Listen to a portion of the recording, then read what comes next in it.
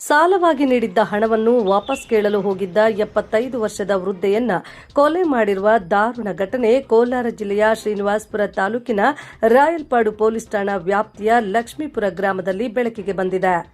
ಲಕ್ಷ್ಮೀಪುರ ಗ್ರಾಮದ ನಿವಾಸಿ ರೆಡ್ಡಮ್ಮ 75 ಮೇ ತಿಂಗಳು 26ರಂದು ಕಾಣೆಯಾಗಿರುವ ಕುರಿತು ಅವರ ಪುತ್ರ ಜೂನ್ 1ರಂದು ರಾಯಲಪಾಡು ಪೊಲೀಸ್ ಠಾಣೆಯಲ್ಲಿ ದೂರು ದಾಖಲಿಸಿದ್ರು.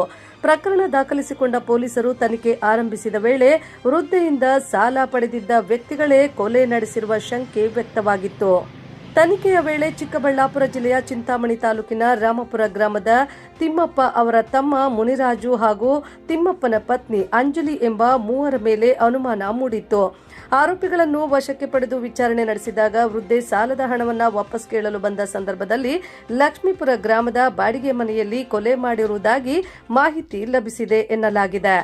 ಆರೋಪಿಗಳು ಗ್ರಾಮಾಂತರ ಪ್ರದೇಶಗಳಲ್ಲಿ ಸಂಚರಿಸಿ ಸೋಪು ಮತ್ತು ಸರ್ಫ್ ಮಾರಾಟ ಮಾಡುವ ಕೆಲಸ ಮಾಡುತ್ತಿದ್ರು ಎಂದು ತಿಳಿದುಬಂದಿದೆ.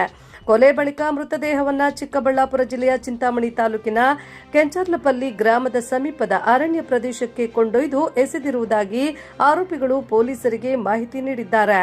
ಆರೋಪಿಗಳ ಮಾಹಿತಿ ಆಧರಿಸಿ ಅರಣ್ಯ ಪ್ರದೇಶಕ್ಕೆ ಭೇಟಿ ನೀಡಿದ ಪೊಲೀಸರು ಪರಿಶೀಲನೆ ನಡೆಸಿದಾಗ ಮೃತದೇಹವನ್ನು ಮೂಟೆಯಲ್ಲಿ ಕಟ್ಟಿ ಕಾಡಿನಲ್ಲಿ ಬಿಸಾಡಲಾಗಿತ್ತು ಎಂಬುದು ತಿಳಿದುಬಂದಿದೆ.